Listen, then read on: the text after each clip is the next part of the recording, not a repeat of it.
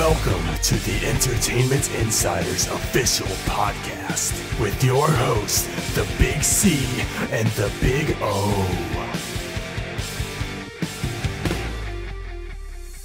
Hey guys, welcome to the Entertainment Insiders, your go-to source for reviews and all things entertainment. We're going to be talking some pre-E3 shows for you guys. First, we're starting with what we want from Microsoft. Microsoft is the first of the big three to come to the E3 stage, Sunday, June 11th at 2 p.m. Pacific Time, 5 p.m. Eastern Time. And I'm going to tell you right now, I want Microsoft to bring back stellar IPs from their backlog. Think about Fable, Necrosult, Crimson Skies, Jade Empire. I want something big announced from BioWare, maybe a nice little Old Republic.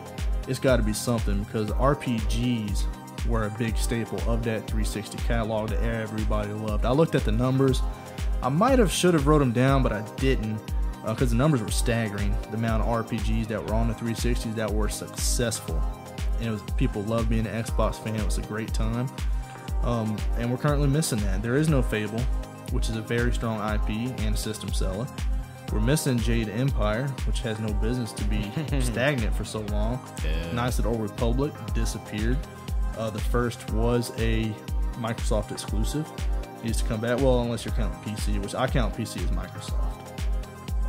What do you think about this E3? What do you kind of want from those guys? You know, everything that you just said was, I think, is what's needed. You know, because you know how you talked about the RPG presence that the previous generation had with the Xbox 360. You know, that was the Xbox 360. That was Microsoft trying to win over Japan.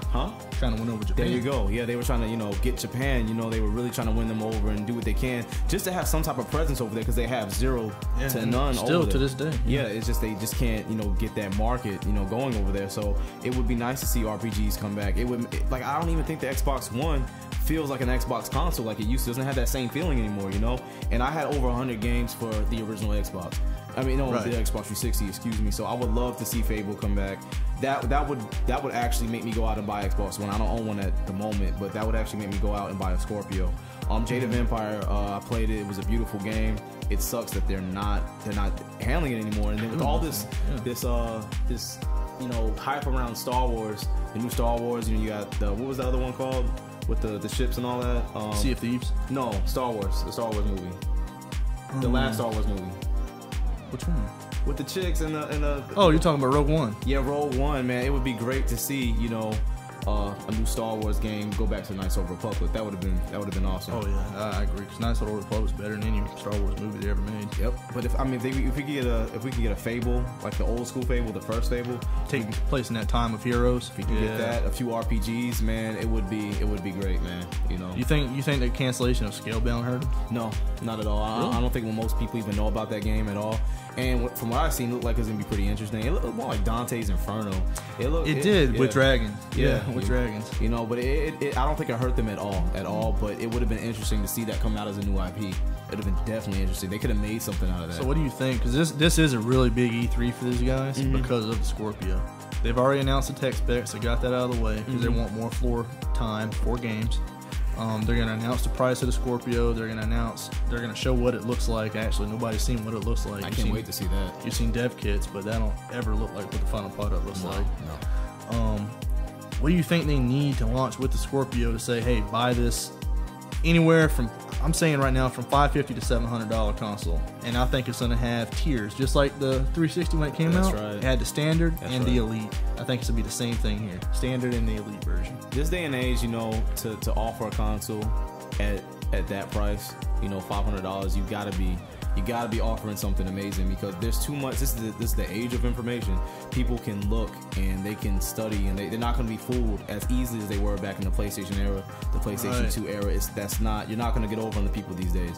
You're not gonna sell anything because people can study and they can look and they can research. So in order for this system to sell, or in order for it to do well, to have presence, they gotta have to go back to the days of old with their a Halo. They got to have a strong Halo. They gotta have a strong Fable type game. They gotta have a strong like an Oblivion type game. You know what I'm saying? Elder Scrolls. They gotta have that. Something they gotta big have that presence. is just on the Xbox. If that's they got to. Right. If not, you're just gonna be releasing the system for naught because when you look at that, what you're talking about, you look at the 360 era of games and Xbox, all those strong games, first person. It was amazing. I mean, it was crazy. That's why they picked up Steam, because they entered the console race, never making anything like that before with the Xbox, and it had success. That's true. It might not have had success on the PS2 level, but for someone just entering the game, you tell me right now, if Sega wanted to re-enter the game, which there is rumors, by the way. I heard Sega wanted to re-enter the game, they wouldn't take what the normal Xbox would. They would. Yeah, I agree. You can't measure the success based off of a console that already has a really established fan base. You really can't. You really can't. And Microsoft has a very dedicated fan base, and for them not to pull on the rich history they've made in the previous generations would be a mistake. I mean, they need a Halo, a reimagined Halo, a reimagined Fable. They need something of that caliber. They need to get the nice little old Republic back out. That will bring the old fans back. Because when you look at Xbox, what defined that? The redefinition of the first-person shooter Halo. It defined Xbox. It had other great games, don't get me wrong, but it defined it. When you look at the 360, what defined it? The iteration of the greatest online gameplay in console history. Revolutionary. That's what did it. When you look at Xbox One, that's vacant still. It's not there. Yeah, and being that they claim to have sold 30 million consoles, and they're so quiet about the numbers that they sold. They're not. Right. They're the only company of the big three not releasing their official numbers of how much they sold. It's kind of worrying. It's kind of worrisome to see where they're going. But I think with the new console, they should come back to the forefront. If they can come back to the forefront with strong first-party titles, I think they'll be okay. Which we got some coming that we know about. Scalebound was canceled. I'm still hoping that Scalebound was just too big of a game for the Xbox One to handle, but the Scorpio will be able to handle it and run it. Possibly. We got Crackdown 3 coming. A lot of people are looking forward to that. State of Decay 2, big zombie game. People love the zombie games. Still to this day. Mowing down zombies. Sea of Thieves, that is a big original IP. I love pirate stuff. We just did a Pirates 5 review. Exactly.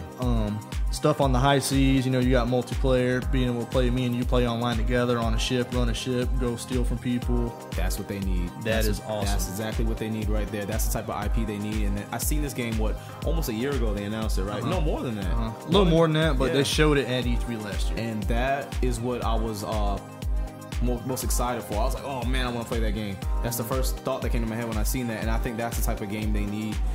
And if they just release a new hardware with no type of exciting IP, or if it's just going for graphics, then they might as well just because Sea of Thieves is running on Xbox One too, not just Scorpio. That's awesome. And that's the thing is, what is the Scorpio going to offer that Xbox One can't? It might be slightly prettier. That's not enough to sell me on it. And I've bought every Xbox iteration, but that's not enough to sell me to ship out 550, 600, even maybe more on that console for a game that can play on the standard console. There you go. You know what I mean? So what for the Scorpio is going to be there that's not a racer that really sells me on that console? Forza, what now? Which is 5, 4? Which is the best racing game on the market. Yeah, that's what they say. It is. It is, hands down. But, all right, if your definitive answer for what you want for the Microsoft E3 show would be? I want them to commit more first party. I want them to go back to the 360 days. Shell out that money. Y'all got, out of the 3 big companies, y'all got more money than both of them. You could buy them both if you wanted to. Yeah. Sink some of that money into it if they were willing. Exactly. That's true. Ship that money out. Get these developers making those IPs. Make some more in-house studios. Lionhead. What in the why? Why did you let them shut down? Basically, Peter was gone because they couldn't come up with a stellar game after the second one. Right. So you got Fable Legends canceled. Yeah, it might not have been Fable, but it still would have sold. Why'd you cancel it? I still seen people hyped for it. People still wanted it. Put it on Xbox Live Arcade for $20. It would have sold like wildfire. More than likely, yeah. At least you've been able to break even on the production cost. Exactly. More than likely, but don't take a loss on it when you already got it. It's already there. There you go. Well, all I want is a Fable. That's all I want. If I got a Fable, I'll be happy.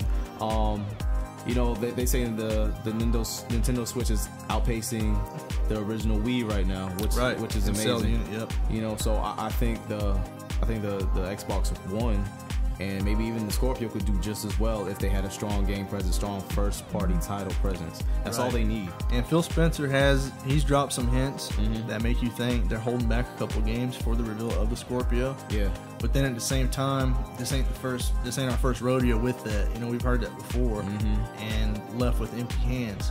You know, I want something announced that, hey guys, this is announced. It's coming out with the Scorpio. We've hid it from you guys for 3 years. It's been in development. There you go. And you know what? You know, when you look at the big three, you look at the big three. You look at Nintendo. You look at Sony. You look at Microsoft. You look at Nintendo, and you ask, what was the Wii U missing? You know, what was the GameCube missing? Because those are two of the biggest failures that they had. Right. The other ones were just successfully, you know, they were crazy successful. All of them. Yeah. You know, even 24 million of 25 million, whatever the Super Nintendo did, it was less than the first Nintendo. But if you look at what those two were missing, the original GameCube was just missing a DVD player. They were missing tech. Yeah. You know, the DVD technology, they would have had bigger games. The GameCube was a little smaller. They didn't have the DVD technology. They had their own little disc. They were missing the tech. You know, and then you look at the Wii U, it was missing the tech. It was missing the high definition capabilities. They were missing that. And you look at the PlayStation, all they were missing were no, matter of fact, they're missing nothing. They're all the way around. Right. They're all the way around. Yeah. You know, and so that's the only thing. When Nintendo added the tech to the Switch, it's taken off.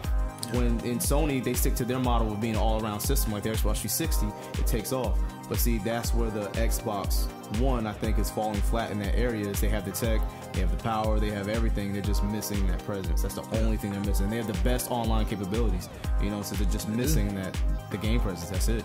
And if they can get that, that'll be perfect. We got a lot to look forward to in this E3, guys. I agree. From Microsoft.